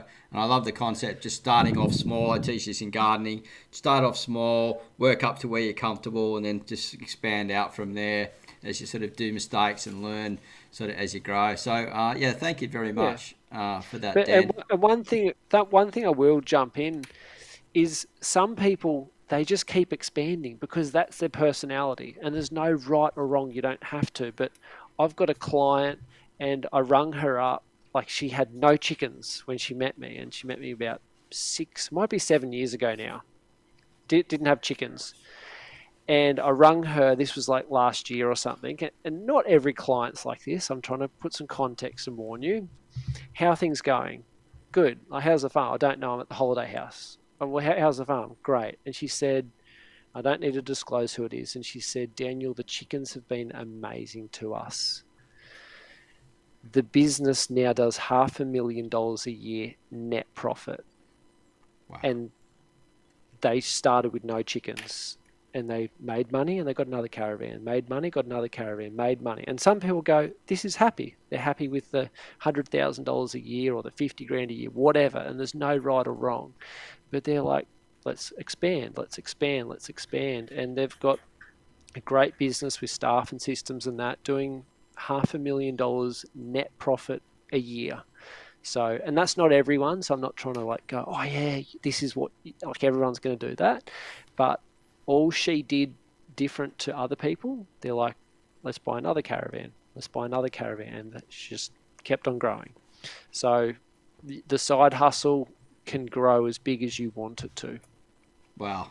That's a great answer. So, yeah, just absolutely love that, and just see how possible it can be as an entry, as we said before, as an entry gateway in these other videos. So if you're coming in late to the show, this is Daniel from Chicken Caravan. We've been running for nearly an hour and a half, guys, so we're not going to go too much longer, but we are going to get to as many questions as we can, and we will also we've got one more question coming up regarding the business side of things, and then we'll be heading off. I'm starting to get pretty hot here, and we start losing. As presenters, we start losing our voice and sort of like train of thought. So we'll be in here just a little bit longer. Then we'll all say goodbye to each other and head off. But we'll get to as many as we can. We promise that. We're here for you. And we're going to fire away with the next question. If someone was to take on selling chicken eggs as a business, how could they differentiate themselves from someone else? Yeah, awesome. Great question. When I do like marketing your chicken farm, so I do a whole thing of like small farm marketing, which most of it, my theme is around chickens, but I have this whole presentation, and if you join my mailing list, I will do another free training sometime in the next few months. Tell your story. And any of my clients that are on this call now, you can throw a comment in the comments there if that training has been useful to you. It's tell your story, and because your story is the unique story, and this is what we use in marketing and in business. So I don't care if your story is we've had this farm for 5 generations and this is what we're doing with the chickens, or if it's a case of I don't even own the farm, I'm just renting a bit of land and I only started yesterday and I come from an IT background. It doesn't matter.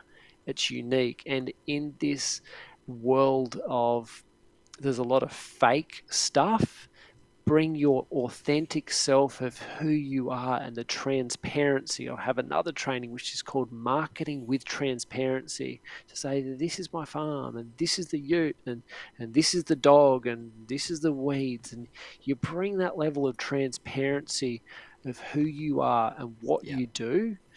And then it comes to communication mediums, which we often use Facebook, because a lot of the target market that buy eggs are on Facebook. We're doing a little bit more on Instagram. And then it's all about communication. How do you engage with your clients? And like I said before, we get to a stage where we actually invite the customers to come out to the farm. Come and meet the farmer, come and see the chickens.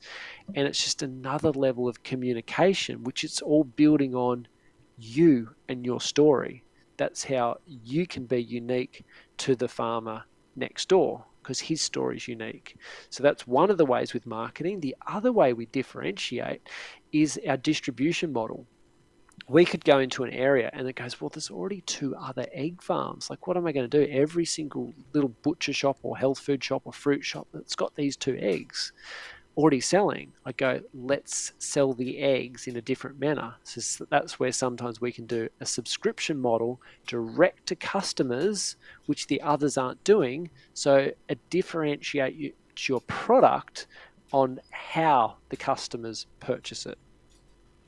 Yeah, awesome. So just to sort of recap that. So to differentiate yourself, tell your story, your original story of who you are, and be authentic to yourself. And then also look at other ways to reach the market, maybe where there's gaps where the other people aren't doing that. And look, I'd say most of them probably don't have, like in the old day we had a milk run, right? And people used to drop off the milk.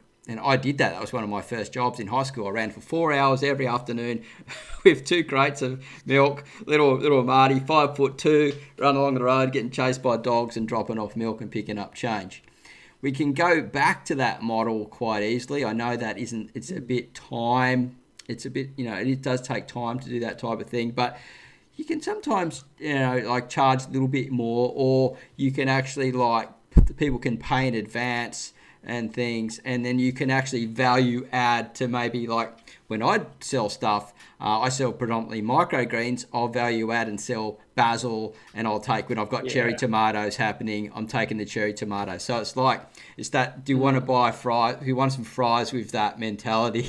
If we can steer away from McDonald's, but we're value adding, and you find those little extra bits once you've got the customer in, and you've built that likability, trust factor with them. they want to buy more stuff of you. They'll go, hey, have you got anything else? Yeah. Yeah, that's right. And one thing I'll say with the type of distribution is, so one of our clients, they say if your order's over $50, it's free delivery to your door, obviously in a location area. So they might be buying eggs, but this customer also sells beef and lamb and pork and bacon and some vegetables. So someone's like, well, I've got sort of $36 worth of produce. I want free delivery. They're looking for ways to buy more so they can get it delivered to their door. The other thing which we also do, which is unique that I teach, we'll do pickup points where someone buys their eggs on subscription, but they're not all delivered to the customer's door. They're actually delivered to a business. It could be a gym, it could be a real estate agent, it could be some place that's open all the time. That business wants more traffic coming through their door, and someone walks in to go, my name's Jane, I'm here to pick up eggs. And the receptionist goes, oh, Jane, here's your eggs. So we're using businesses, and with that model, you know how much we pay the business? Nothing. The businesses line up. They go, I want to be that. Because I'm a hairdresser, I'm a whatever. If I can get another 15 people every week walking through my door to buy eggs, and I'm a hairdresser, one of them sometimes going to go, I need a haircut. Yeah. So it's working with in collaboration with other businesses. So that's one model. So because I've helped a lot of farmers, they're like, oh, we spend like a whole day delivering eggs all around Melbourne, and I'm just like, I want to slap you through this Skype screen, just make 2 pickup points, get the customers to come to that, unless it's over so many dollars, and they go, boom, changes their profitability almost overnight. Some customers go, oh, I wanted something different, and go, okay, order 3 dozen eggs at a time, and we'll still do it. So you just change the way you distribute. That can differentiate yourself. Yeah, that's it, man. That whole answer and question, I think, is really gold and will help a lot of people think.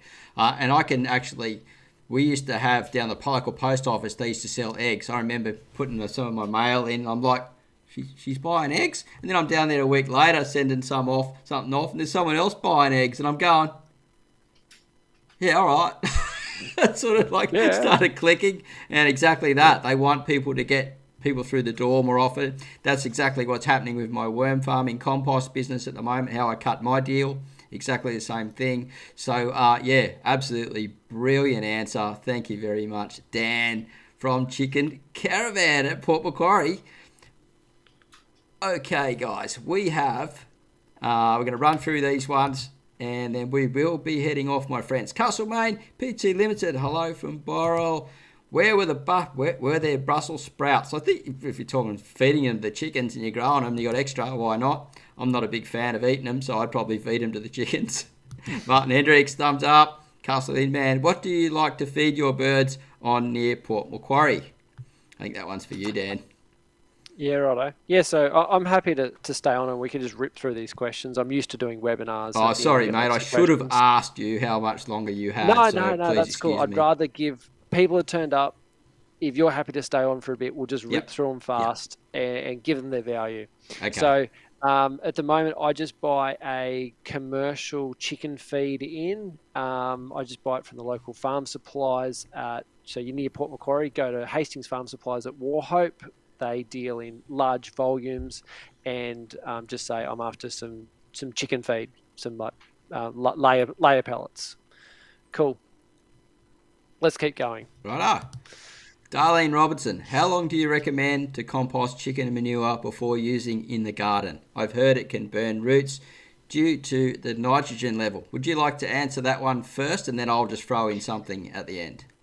Yeah, cool. Yeah, I'll probably let Marty... Let me answer that one? But what I will say, if you're buying a bag of like 10 kilos of straight chicken manure that's not composted...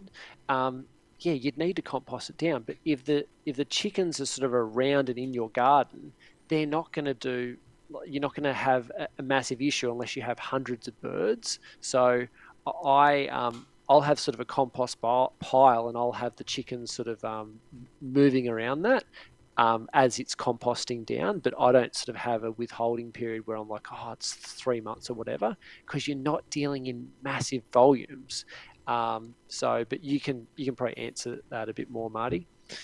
Yeah, so basically, because of the nitrogen level being so high, it creates a lot of heat. So the more volume we have, the more heat we create, and the more excess gas that will come off it as well. So I always recommend, if we're composting it, that we put it in some type of carbon. Could be a straw, sugarcane, wood chip, something like that, or just a whole lot of cardboard and different leaves, things we've got lying around.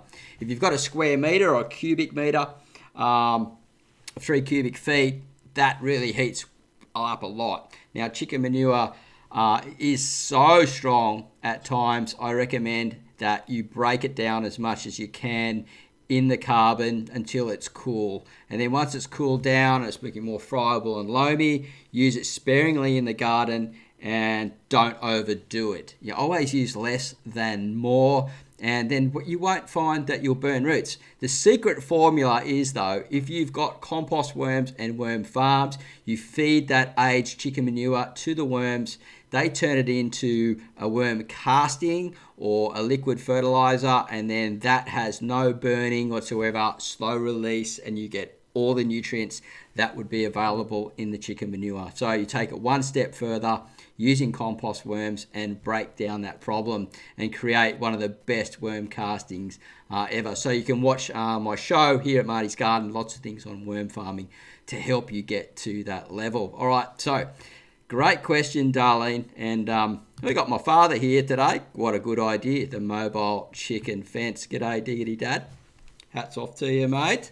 Thanks for dropping in. And David Wells, when will the rabbit tractors be available? That's one for you, Dan. Later this year, had a meeting yesterday about updates we're doing to it, so stay tuned. Rabbit tractors. Yes. Are we out there to film that or not? We touched a little bit on it when you did your doco. So we sort of showed the rabbit tractors a bit with the slatted floor. We did, yeah. So, we're just going to change the configuration a little bit to make it more versatile. So we'll probably put a compartment down the middle. So each rabbit tractor will have sort of two compartments. And you can run the whole run one through, and they'll each have their separate water and drinker. So we'll focus on that after we bring out the auto moving robotic tractor this year that moves them along, so you don't have to move them along.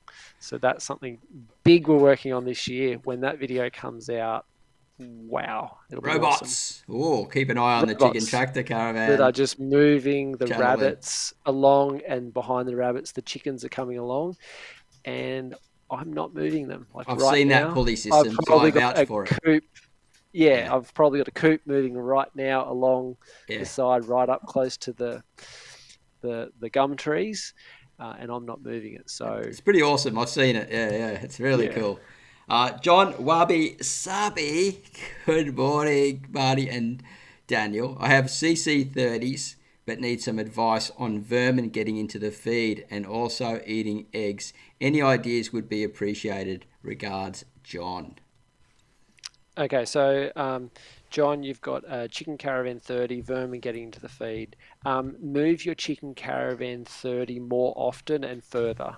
So I don't know in your scenario, but sometimes people say, oh yeah, it's sort of sitting out beside the shed, but we're not really moving it because the chickens have lots of grass. Move it 8 meters, keep it there for 2 days, move it another 8 meters. Mice will live about 3 meters from their food source, rats 9 meters. So if you're moving it, unless you're in a mouse plague and there's just mice out in the paddock, which can be the case, you'll probably reduce it. That you've probably got vermin living within 3 meters of the chicken caravan. So just start moving it. Like at the moment at summer, have it on short grass. It's harder for mice to go through sort of short grass opposed to long grass where they've got lots of cover. When they're going through short grass, they're more exposed to eagles, magpies, kookaburras that get rid of them.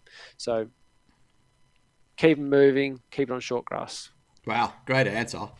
Great answer. That's gold, that one, because I know what it's like when they're around. Yeah, they when they get close and they get near my worm farms, I just move the worm farms further away. Same thing, short grass. And they're scared, the eagles and snakes Yep. and all that stuff, yeah. Great answer. Yeah. Emma, the quail, and chicken woman. Thank you both very, very much. You are so welcome. Smokescreen TV, morning all, morning Smokescreen TV. Weed Oh Man, can you please discuss potential disease issues new chicken owners should be aware of? No, I don't know. Don't Keep know? them moving. Okay. Keep them moving, and you won't have to worry. That's it. Don't have them in one spot. Fresh grass. Yeah, good answer. Emma, the quail, and chicken woman, how much would you recommend selling hens who are laying for the first time? So I'll answer this in two different ways. So I'm not sure if we're selling hens which are point of lay, they've just started laying and we're selling new hens, or we're selling hens that you've finished with, they've laid for a year and you're selling old hens. But I'll answer both. Selling hens laying for the first time, if you're selling a commercial layer, you're going to compete with all the rural supply stores. Whatever they're selling it for, that's probably going to be your market price, unless you put some marketing of who you are, what you do behind it. If it's a more niche breed like the Australorp, like we were talking about before, you might be where a rural supply store might be selling a point of lay pullet for $18-20. The Australorp might get $25 to $30. So you're going to get a bit more because it's a little bit more of a niche breed. So that's just selling to people, backyard pets. You're not going to sell that $25 each to a commercial farmer. At the end of the year, let's just say you've got 100 birds and they've laid for a year and you're selling off your old hens to replace them with new hens, you'll typically sell those for about $6 to $10 each. So because I get that question, like, what do I do at the end of the chicken's life? Like, do I have to cull them and compost them, whatever? It goes, no, sell them, turn them into cash. So you can advertise them on Gumtree or locally to say, we've got hens, they're ready to go to the next home. They're $6 each, and they'll sell all day long because they're 3 times cheaper than what they can buy a point of lay puller at the rural supply centre. So people just buy them for value for money. $18 for a point of lay, which she hasn't started laying. $18 for 3 of yours, and they're already laying. They are a bit older, but they've still got life. Happy days. Yeah, awesome. Great answer. Thanks, Dan. Owain's Worm Farm. What's the amount of chickens you need to make a living? Now we answered that I think at about 1 hour through. Yep. So and that question ran for a couple of minutes there. So I think head back to around about the 1 hour mark. Owain's Worm Farm, and you'll find that answer there. Emma, the quail, and chicken woman. Also, I remember Daniel recording, selling, eating eggs for around about $3 a dozen. But how much would you charge fertile eggs? So just to clarify, so probably selling eggs, I'd be wanting to sell my eggs for about $6 a dozen. $3 is probably a cost price. I work on $4 like a cost price. And if I'm selling them for $6, there's $2 net profit in there. Fertile eggs, depends what breed they are. I have sold a few fertile eggs, like $20 a dozen is normally good. $20. Some niche breeds you could get more, but yeah, start at $20. I wouldn't sell them for much less, I don't think. Yeah, good answer. Thanks, Dan. Owain's Worm Farm. 45 likes now, Marty, and 29 watches. Thanks, you guys. Please give us a thumbs up if you haven't already. People coming back to watch the reruns, they'll see that. They'll go, must have been an awesome show. Google, YouTube will see that as well. Share this video out more, which will help my channel grow and help us reach more people with this video, with all this amazing information so far. So if you've been getting a lot of value, please give us a thumbs up. Leave a comment down below if you're watching the rerun, and I'll try and get back to you on that. And we've got the next one, Emma, the quail and chicken woman. How much would you charge for fertile eggs? $20 a dozen. Here we go. That's a nice quick answer. How is the Gerald N? How is the Chicken Caravan set up for uneven ground, sloping sites? If you're going straight up or straight down a hill, it can go on a 7-degree slope. So you can work that out. Not really designed real well to go across a slope. So that's on the Chicken Caravan 30s and above. The Chicken Caravan 10 does not have a leveling in the nesting boxes, but it can still go up and down a slope because you simply wind up or down the jockey wheel just to make the unit level.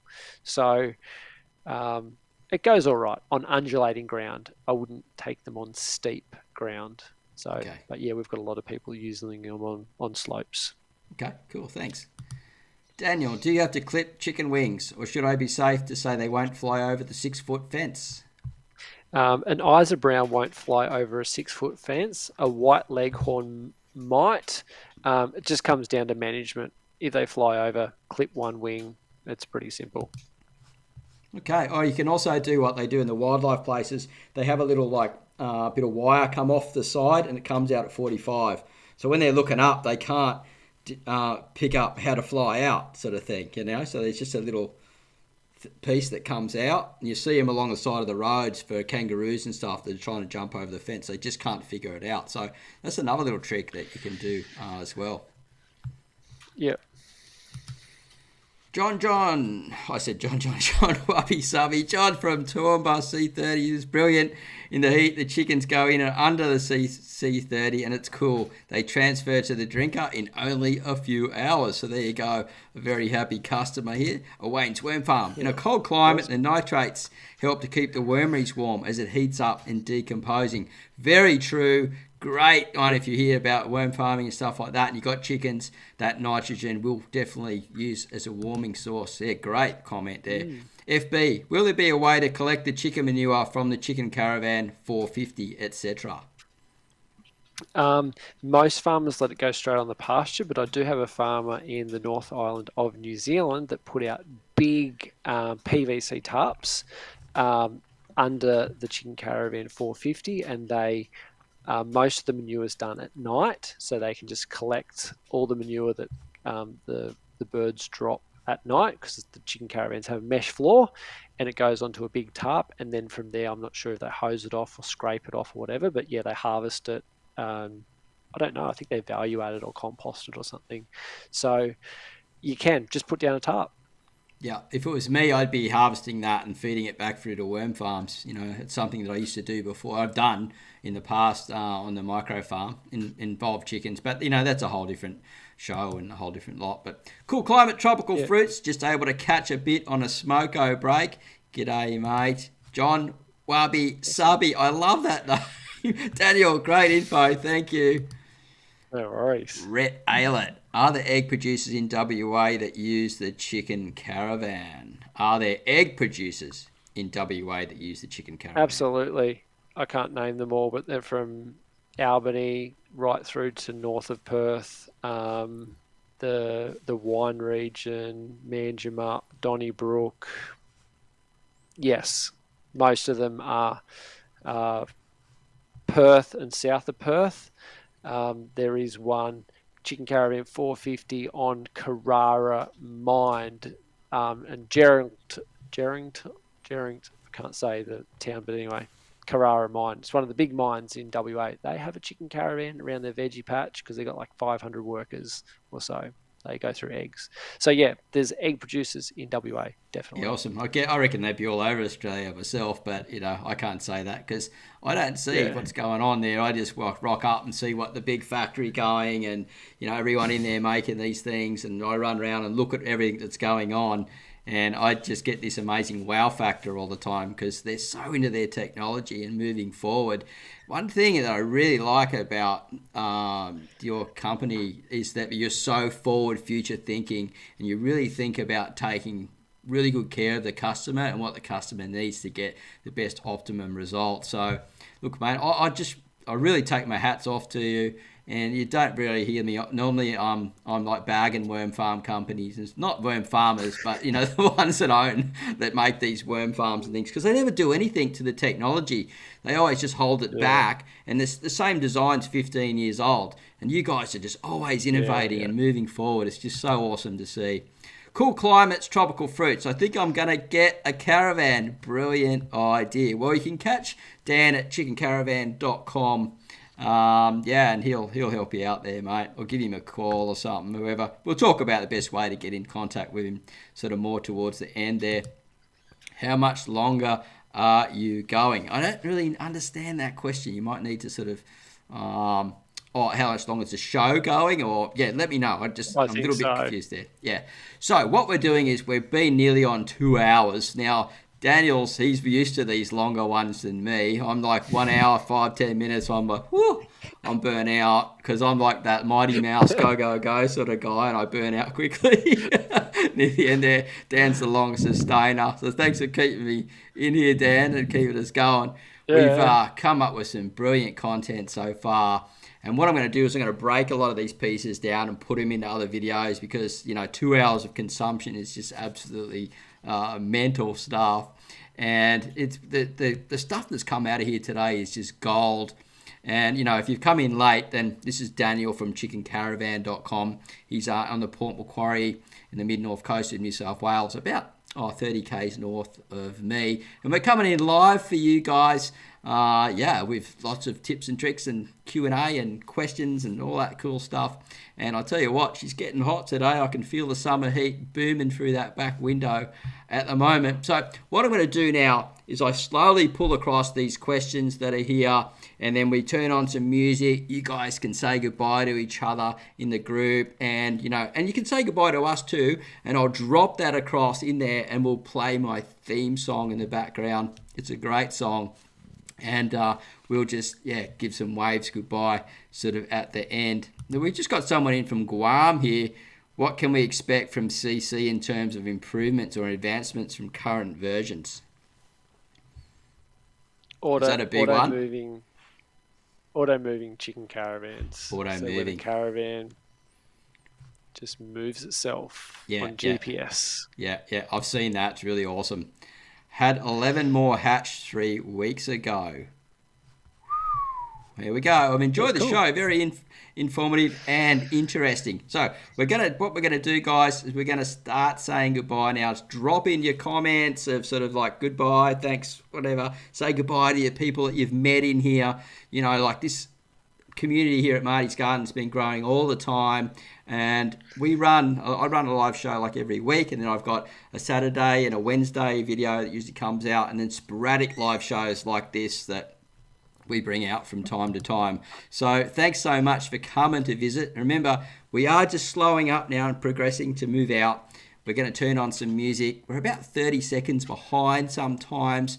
So as we're sort of moving through, if I miss you at the end, I am sorry, but we'll do the very best. Thank you, Owen's Worm Farm, for your super chats.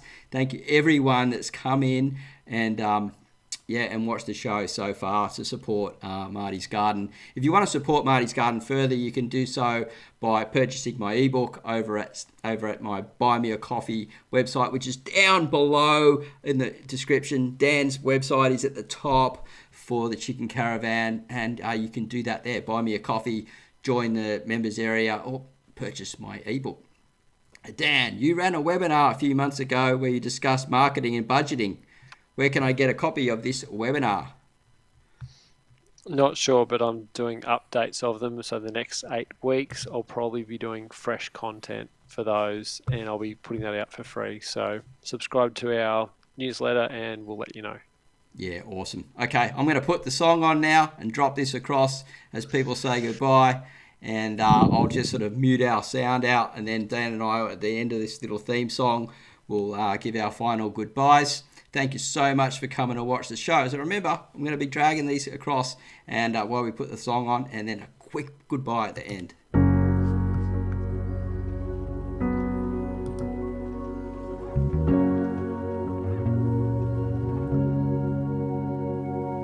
The sun is warm, there's a gentle breeze. All the birds are making homes inside the evergreens. The air is clear, with our loved ones close. You can pick out every star without a telescope. So beautiful to see how we have changed.